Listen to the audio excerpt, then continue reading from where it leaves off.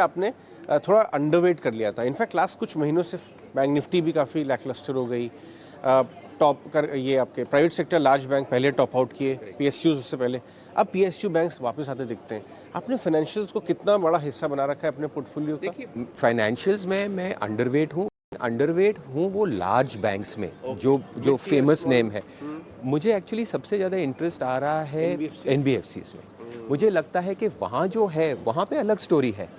तो जो financial absolutely, because एक सेक्टर जो होता है वो भाई इतना बड़ा सेक्टर है, उसको आपको सेगमेंट करना पड़ता है।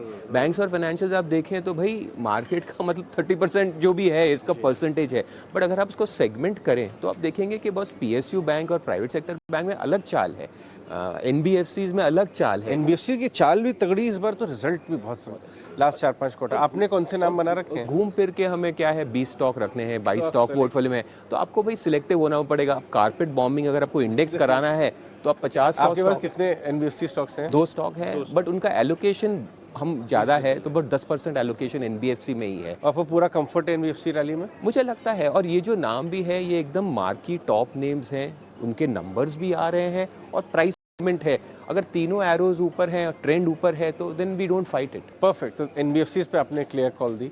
आईटी की अंडर परफॉर्मेंस और उस पर दोनों तरह के व्यूज़ आ रहे हैं। इस बार हमने देखा कि आईटी में फंड मैनेजर ज़्यादा बुलिश हो गए, प्रमोटर खुद बुलिश नहीं है, अपनी कंपनी में कॉशियस थे वो। उसके बाद अंडर से थोड़ा सा रिवर्सल आया। आपको लगता है टाइम आ चुका है आईटी का, या अभी अर्ली होगा? नहीं, मुझे लगता है कि आईटी में भी जो है ना कि हमें लार्ज कैप और मिड कैप में सेग्रेगेट करना पड़ेगा। बिकॉज क्या है कि हम देखिए, इसको एक और स्टेप लेता हूँ। हम ऐसा क्यों सोचते हैं कि इंडिया में जो सेक्टर इंडाइसेस क्रिएट किए हैं ना, ये बहुत लंपी होते हैं।